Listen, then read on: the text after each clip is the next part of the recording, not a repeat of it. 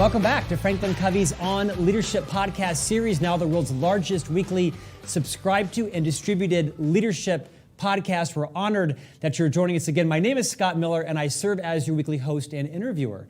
Today's guest is a revisit from one of our previous most popular listened to, downloaded guests, Stephen M.R. Covey, who you know as the author of the New York Times and Wall Street Journal best-selling book, The Speed of Trust. He's the author of numerous other books, including Smart Trust, and he's here today from his home studio in Alpine, Utah, to talk about a new book that he's writing that's coming out in 2021. Stephen M.R. Covey, welcome back to On Leadership. Hey, thank you, Scott. It's great to be with you again. I'm excited. Stephen, great to see you. You're one of the few thought leaders at Franklin Covey who lives here in Utah, where we tape our program here in our headquarters. And although you offered to come into the studio live today, it would be great to see you. I haven't seen you during the pandemic. You and I met a week ago and had, I think, a cool idea. And that was for you to join us today live, but virtually in your home studio, where you now are able to broadcast your keynote speeches, work with clients virtually, much like your father, Dr. Stephen R. Covey, of course, the author of the seminal book, The 7 Habits of Highly Effective People. I heard that in your father's home in Provo. Of course, he's passed now for almost a decade. I heard he also had a bit of a satellite studio back when it was, before its time. Talk a bit about what the inspiration was. I'm guessing some necessity, but talk about the transition from you leaving planes literally every day of the week, hopscotching around the globe, to now you being able to do a very similar kind of engagement with clients virtually from your home. Yeah, it's been quite a fun ride. Very interesting, because like you were saying, I'd be on 4, 5, 6, 8 planes a week, and hopping all over the world, and certainly throughout the U.S. And now I'm still doing the same work. I'm still working with clients. I'm still speaking at conferences. It's just all being done virtual. And the thing about it is, though, I'm home so much, my wife is waiting for the vaccine so she can get me back out on the road. Wait, I think you described every spouse that just wants that. Well, Stephen, we're delighted to have you coming to us from your home studio. You got a great crew there. You've got great lighting and tons of capability to change your background, all kinds of multi-camera angles for organizations, associations who are interested still in having you provide not just a keynote speech, but consulting, advisory capability. You can join executive teams, boards of directors. You can be formal, informal. We want to make sure that everybody knows that Stephen M.R. Covey is very much still one of the most booked and engaged keynote speakers around the globe. He can just save you a few dollars on his airfare, right? For now. That's right. And like you said, Scott, my father had the vision for this way ahead of his time. Yes. And so we actually put this studio in before this pandemic and other things so that we would have this capacity. And we started doing some things, but obviously in the last little bit, it's just exploded as this has become the new way that we engage with our clients and present at conferences and even do executive team sessions through technology. And it's really quite exciting. It's a lot of fun, and it enables me to continue to do the work that I love to do. So the fact of the matter is, you can teach an old dog new tricks. Thank you. I am that old dog, so I'm learning the new tricks. Stephen, we're delighted you've joined us. You've been on several times since the beginning of this series. We're well into the 100, I think, near 50th podcast episode, if not right there close. You were, I think, our very first interview. In fact, your interview remains the most watched, downloaded, rated, ranked interview in the entire series. We're honored you're joining us back again. Today you're here for a new topic because you have been working diligently, not just during the last, say, 8 months, 9 months in the virtual pandemic or the virtual work environment, but prior to that, you spent the better part of the last year plus researching and writing a new book that is coming out in the fall of 2021, published, of course, by Simon & Schuster. I'm privileged to have a first early draft of the manuscript. The new book you've titled, at least tentatively, The New Way to Lead. The 3 stewardships to move from command and control to trust and inspire. Now, this book is still about a year out, so I think it's kind of cruel to tease the audience that the book is still coming out probably next October 2021, but you wanted to come on today at my invitation to talk about what's so exciting to you around the content of the book, because this is a leadership philosophy, a mindset that leaders can begin to start adjusting to now, not wait for the book. So first, tell us, why the new book? Here's why. Look at what's happening all around us in our world. The change, the disruption that's taking place. And I call these 4 emerging forces of change. First, the world has changed with disruption, with technology, the type of change, disruptive technologies. The pace of change is just relentless. The amount of change is unprecedented. So all these changes taking place, and then so the world has changed, but also work has changed, both where and what. The what of work has changed in that it's far more collaborative and creative and knowledge work. The knowledge worker age, that idea. But the where has changed in that it's work from anywhere, work from home, work from anywhere, virtual teams, all this has changed. So the nature of work has changed. That's the second emerging force. The third emerging force is that the nature of the workforce has changed. We've got multiple generations like never before, as many as 5. We have all these different expectations, hopes, dreams, desires, all this diversity that's come into our teams, into our organizations like never before, in unprecedented ways. So the workforce itself has changed. And then finally, the 4th emerging force is that the nature of choice has changed. We've gone from what we might say is multiple choice to infinite choice.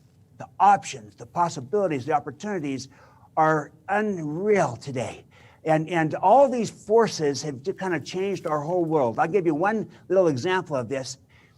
In 1900, Buckminster Fuller, the scientist, estimated that human knowledge doubled every century. In 1982, it was estimated by experts that human knowledge doubled every 13 months. Today, experts estimate that human knowledge doubles every 12 hours. Just the extraordinary explosion of data, information has just changed our world. And so with all these changes taking place, we can't continue to operate with a style of leadership that hasn't changed. The world has changed, but our style of leadership has not.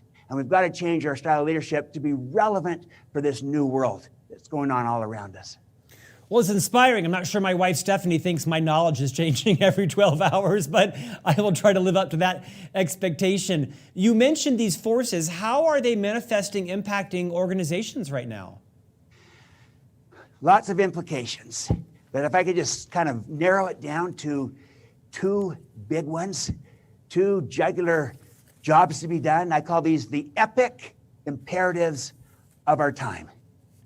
And the first is the need for organizations to create great cultures that can attract and retain and engage and, most importantly, inspire people so that we can win the war for talent and win in the workplace. And you've got to have a great culture that is a magnet to attract, retain, engage, and inspire people. People today don't want to just be motivated. They want to be inspired. They want to be part of something great and have meaning and purpose and contribution. So to build that kind of culture is important. And it's especially important because people have so many choices and options of where they can go, including freelancing and the whole gig economy and other options. And so if we don't have a great culture, people will go find a place where they have a great culture. So that's the first imperative. We've got to build this kind of culture of inspiration.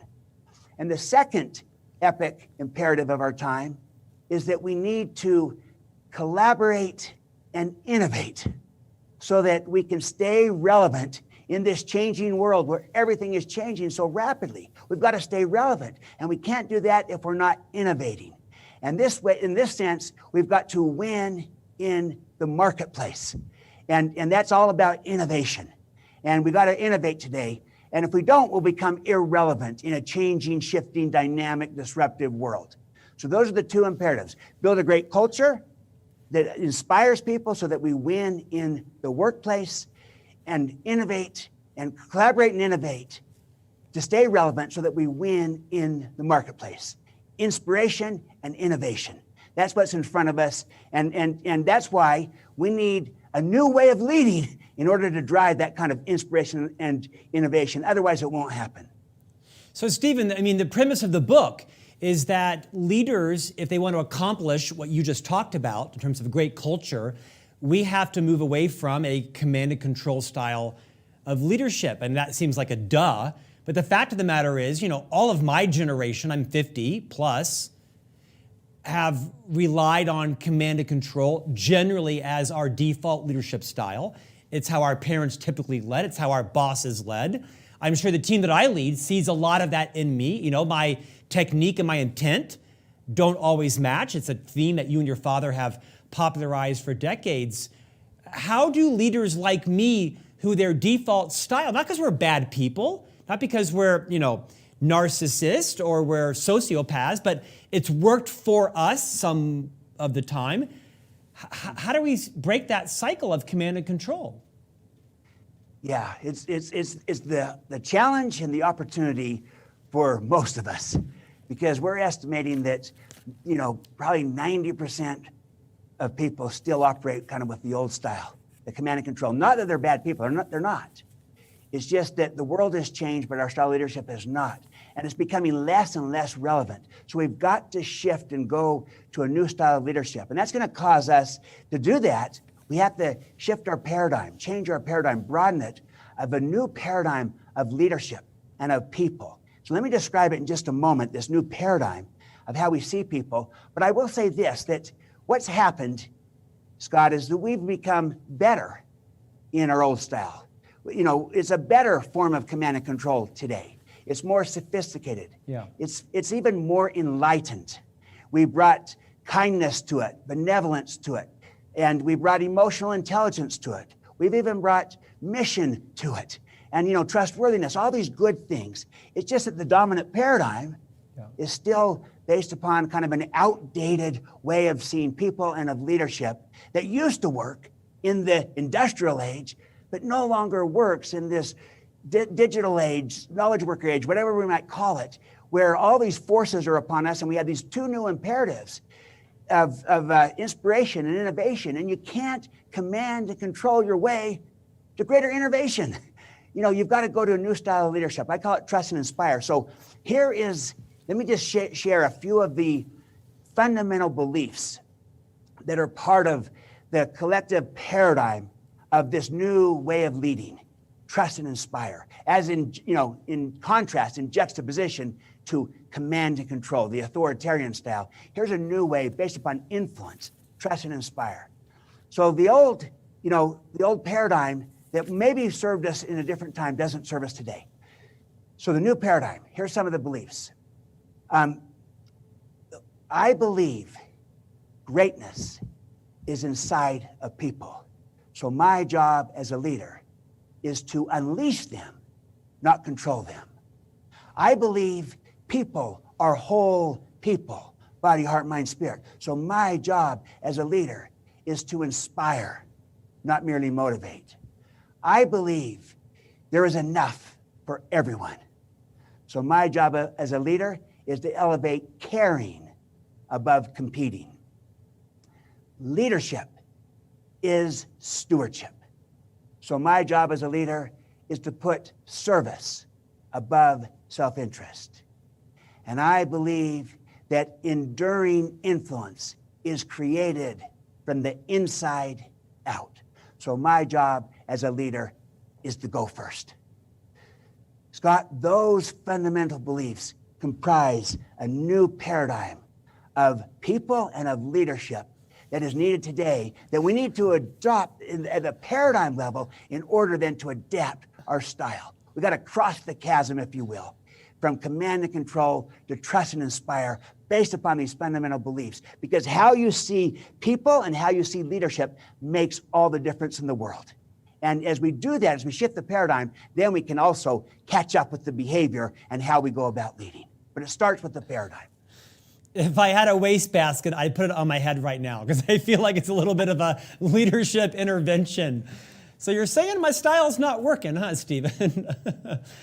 Let me ask you this question. You used the word inspire a lot in the last 10 minutes or so. When I think of inspire, a leader that inspires, I think of loud and charismatic and contagious and high energy. Is that what you mean? Not necessarily at all. In fact, I would say no. It's one of the key learnings in our work on this and our research is that you don't have to be charismatic to inspire. Think about it. I'll bet all of us know people who are charismatic, but who aren't inspiring. And I'm very confident we also know people who you wouldn't describe as charismatic, who are inspiring. So if you just think about it, here's the premise. The inspire comes from the Latin word inspirare. I don't know how to speak the Latin, but it means to breathe into. So you're breathing life into that which was lifeless. And I believe that the life is already inside of people. It just maybe has gone out. So you're trying to reignite it, to catch spark and the flames that are already there inside of people. Whereas, mere motivation, I want to distinguish between motivation and inspiration. Motivation is extrinsic.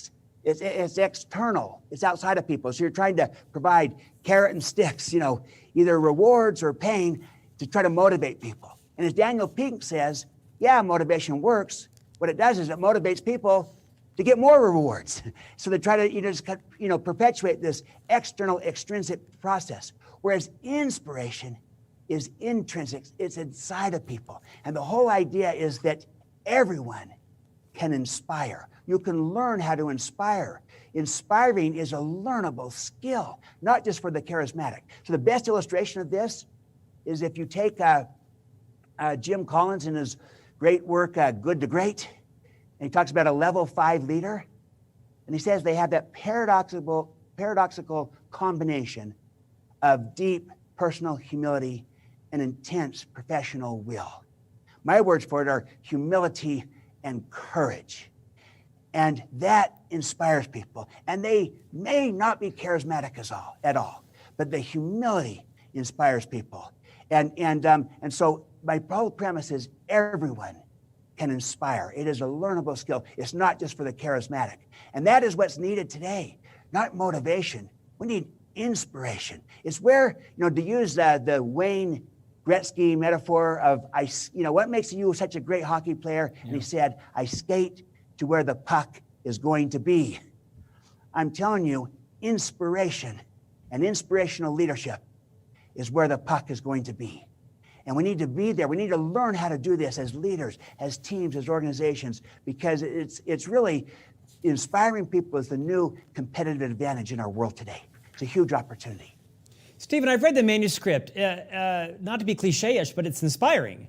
You talk a lot about the role that modeling plays in credibility and in being an inspiring leader. Riff a few minutes on the necessity that modeling plays for this new role of a leader. It all starts there. It's very rare, if at all, even possible, to sustain inspiration, to be inspiring to others, if you yourself don't model the behavior, if you yourself aren't inspired. So modeling is all about finding your why, your source of inspiration, but it's also modeling the kind of behavior that is needed today. I already mentioned the idea is the behavioral virtues of humility and courage. And it's kind of a paradoxical combination, but they're both vital. In fact, data from LRN shows that leaders that demonstrate and show humility inspire people 18 times more than those that don't. In other words, are you walking it? Are you authentic? Are you leading out? That inspires people when they see that you're real, you're genuine, you're authentic. You model it. You go first. You're humble and courageous at the same time. You're authentic and vulnerable. You're empathetic. You have empathy as well as you model performance and delivering and getting the job done. And then when people see a model, that inspires them. And we all can start with ourselves and be that model. So it starts with modeling as where you begin, and everyone can do that. But it then moves to trusting. We've got to also be willing to trust people. This is in trust and inspire, this is the trust. It's not enough to be trustworthy. We have to be trusting of our people. And I've seen lots of trustworthy people working together with no trust between them because neither person is willing to extend trust to the other. So as leaders, we need to be trusting. And when you trust other people, that also inspires them. In fact, I'll put it this way. To be trusted is the most inspiring form of human motivation. It brings out the very best in all of us. So modeling and trusting are kind of the starting point for inspiring. Now, there's more to it that I hope we can talk about, but you start with modeling and then you expand to trusting. And when you do that, you're on third base now. Well, let's keep going, keep building on that, because you've already established that in order to inspire, you don't have to have a big, loud, large personality. You don't have to be thought of or feel like you are an especially contagiously charismatic person, right? Jim Collins established that, and you're proving that. We hear a lot right now about virtual leadership needing to build engagement, to create connection between people. I'm assuming that this role of being inspirational, of inspiring people, has a direct connection between a leader and her team, virtually live in person. How is the outcome building perhaps connection with people? Wonderful. In fact, let me build upon what you just said, Scott. You talked about engagement and what that does, and how you connect with people, you'll engage them, you will. But there's another level beyond engagement, and that is inspiration. I believe that inspiration is the new engagement.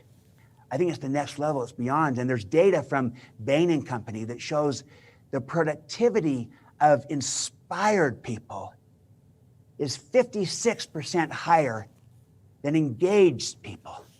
So we've been striving for engagement, which is a great thing. And I'm not downplaying it. But there's another level, inspiration, that's even better. And so we're striving for that. And you're absolutely right. So I'm saying, look, if you start with modeling, that inspires people. You add to it trusting them, that inspires them. That puts you on third base. Here's what brings you home. And you said it. It is connecting. It is connecting with people and connecting to purpose. So let me just briefly mention the connecting with people. And then maybe after we'll do another question and I'll tie into the connecting to purpose. But on the connecting with people, and that's really about, first you connect with yourself. Find your why. What's your why? What matters to you? What's important to you? What's your purpose? Meaning, contribution, so that you can then give it to others. I love how Pablo Picasso said that the purpose of your life is to find your gift. The meaning of your life is to give it away. So you got to find what's your why. You got to become inspired yourself. So you start with yourself, but then you build it in your relationships. You connect with people one-on-one, as you write about, Scott, in your book on the 6 critical practices, one-on-one, and these connections. And the key principle here is you demonstrate caring, and that you care about your people. You care about each person individually, and you care about them as a person, but you also care about them finding their why, their sense of meaning, purpose, and contribution, of what matters to them. And rather than you just dictating that what matters to you and to the company should matter to them, no, your whole approach is, I care about you. What matters to you? What's your opinion?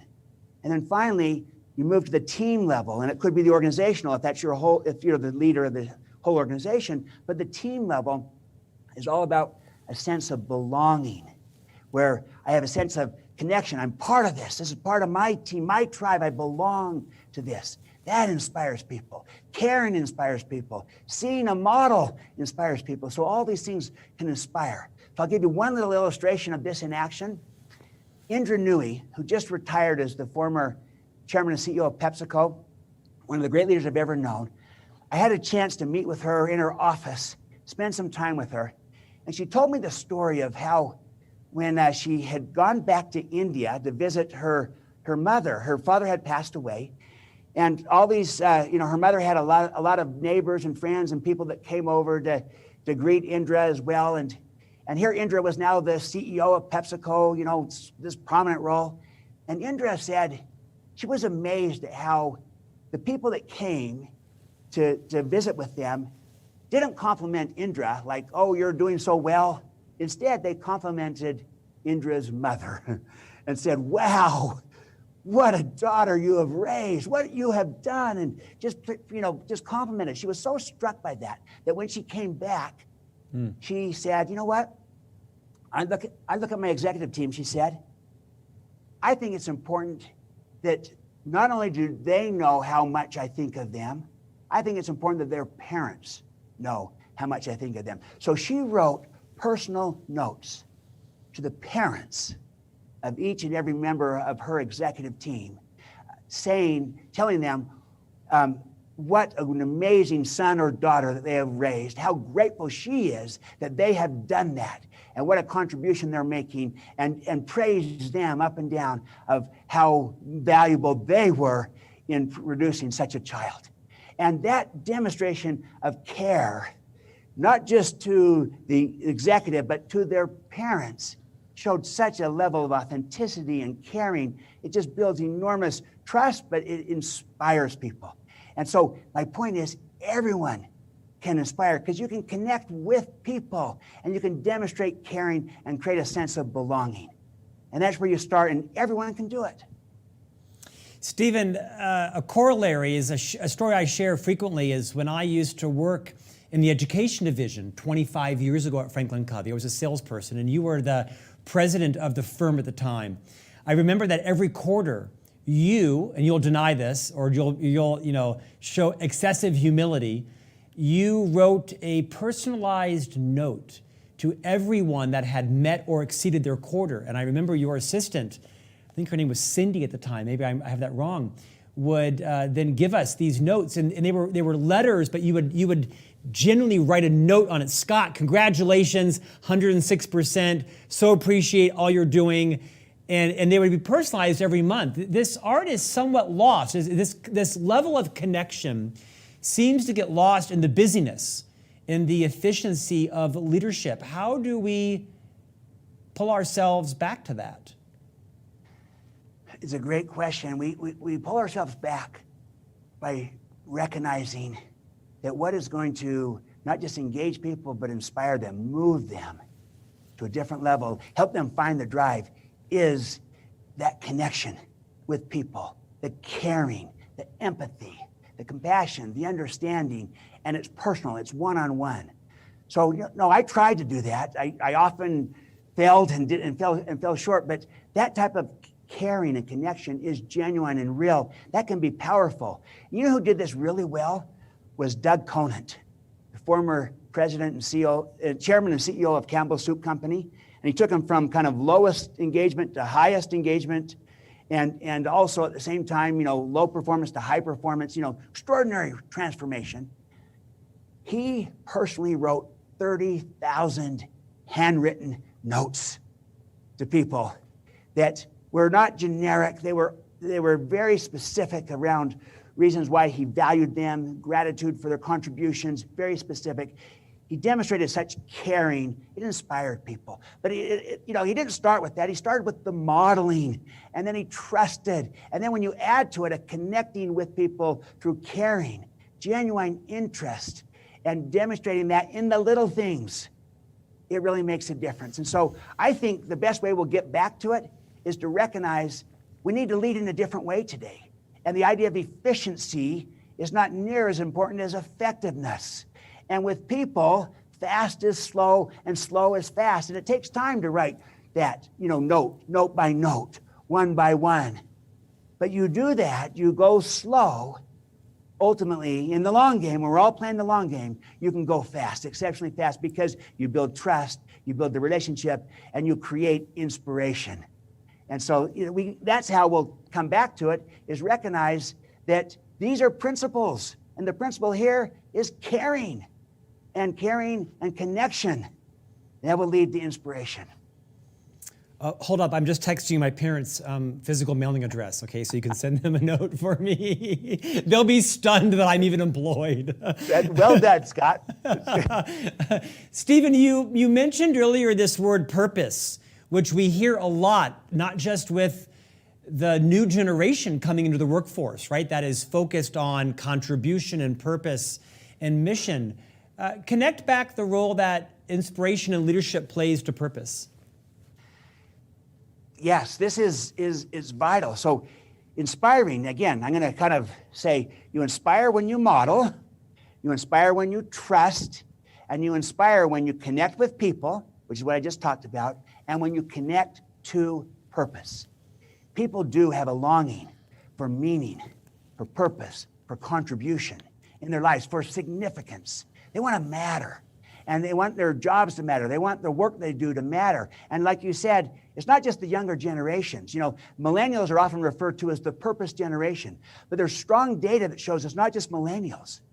It's the upcoming generation, the centennials, but it's also the Gen Z, Gen Y, Yep. Even baby boomers and traditionalists have a desire for significance and to matter, to make a difference. And so the whole premise here is now connect, not just with people, connect to purpose and connect people to purpose. So this is bringing significance into the job to be done. But I think, Scott, what's critical here, you earn the right to do that. What earns you the right is by first connecting with them as a human being, as a whole person, that caring. Then after having done that, when you connect them to purpose, they believe you because they know you care about them. When you just skip that step and they don't feel like you care and you say, hey, here's the purpose of what we're trying to do, they're a little skeptical, a little cynical about it if you haven't first connected with them. So connect with them first earns you the right to connect to purpose. And that's meaning, contribution, trying to show that you can add value in your job and in your work and make a contribution in the world. And the premise here is that we can get good at this as leaders. We can find the ways to both create and embed purpose, meaning, and contribution into any role and into any organization. Now look, if I'm working for St. Jude Children's Research Hospital, it's pretty easy, right? To find purpose there because I'm curing cancer for kids. That's pretty easy. What if I'm a janitor at an organization? Where's the purpose there? And I'm reminded of the great event that happened I think it was in early 60s after John F. Kennedy said, we're going to get a man to the moon and back by the end of the decade. And then he was visiting at a site in NASA, and he comes across the janitor and says, so what do you do, the janitor? And the janitor says, I'm putting a man on the moon. That's what I do. I'm working to put a man on the moon. And see, they had connected and embedded the meaning, the purpose, the contribution of what they were trying to do to the entire organization, to every level, to the janitor. And that's the whole idea, is that each of us as a leader can get really good at creating and connecting and embedding purpose, meaning, and contribution to any role in almost any organization. Some are easier than others, some are more natural, but you can find ways to do it. You know, Starbucks, you're serving coffee, but their whole mission and vision is to inspire and nurture the human spirit. Harley Davidson makes motorcycles, but their mission is, we fulfill dreams of personal, fulfillment. We fulfill personal dreams. And, these types of things. And the point is, you can create meaning and purpose and contribution, and then you can connect to it. You can overlap purpose between the organization and the individual. And we need this today. We need to be inspired, and having purpose will inspire. But I think too often we jump to that and skip the connecting with people first. We've got to do both. Stephen, your credibility is self-evident. Your first book, The Speed of Trust, sold over 2 million copies.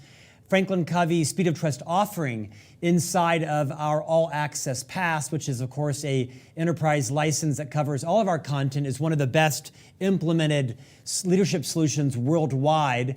I bet we're torturing some people, given that your book's not coming out for another 10 months. Send us off with some very tangible things that each of us as leaders, formal or informal, can start doing now before the new book comes out in the fall of 2021 to start to move into this paradigm of away from control and command, more towards inspire and trust. Yeah. Okay, I would say this. I focused heavily on inspiration because that's kind of a whole new field. And there's a whole new dimension of where the puck is going. But I want to come back to where the puck is right now and what's happening, and that is to the trust in the trust and inspire, paradigm of leadership and the new way to lead. Instead of command and control, trust and inspire. So I talked about inspire. Let me come back and talk about trust. And I'll give you a practical, tangible thing that every one of our viewers and listeners can do today. And that is this. You look in the mirror, you start with yourself, and it's not just, do I trust myself? Do I give it to my team leader they can trust? Yes, start there, that's your modeling. But find the ways to lead out and extend trust to others, to your people, to be more trusting. And I find in the work I'm doing on trust right now, when I go back to a client for the second, third, fourth, fifth time, which I've done many times in different situations, I find that almost all my work shifts from a focus on trustworthiness, credibility, the 4 cores of credibility, the first 12 behaviors, for those that are familiar with the speed of trust, that's becoming more trustworthy. It almost always goes to that 13th behavior, extend trust, to becoming more trusting and to be willing to extend that trust, have a bias, a mindset to want to trust people. Now look, I'm saying, I'm not saying blindly trust people. Be smart about it, always with clear expectations and accountability built in as part of the trust being extended, always with good judgment to assess the situation, the risk. But we got to become more trusting. And so find ways of saying, who can I trust? Who can I extend trust to? And I would just ask each of us to say, think back on your own life. Who trusted you? Who believed in you? Who had confidence in you? Who maybe believed in you more than you did yourself? My guess is each of us have had someone that has done that for us. My father did it for me, as well as John Walsh. I write about that in my books. But who trusted you? I ask each of us, and what that did to you. And then my corollary is, for whom can you be that kind of person? Yeah.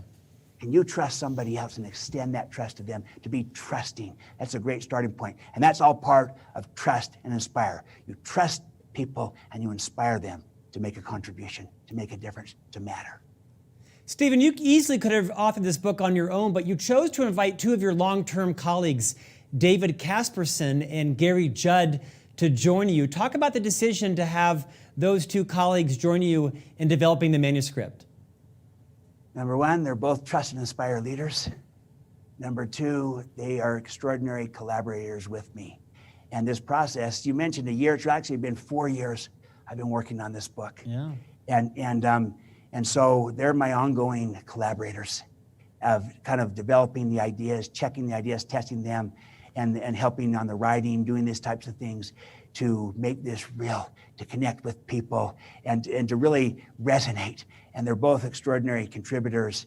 And so I wanted to be authentic and transparent and to recognize and acknowledge that they're vital to this work and to this new way of leading.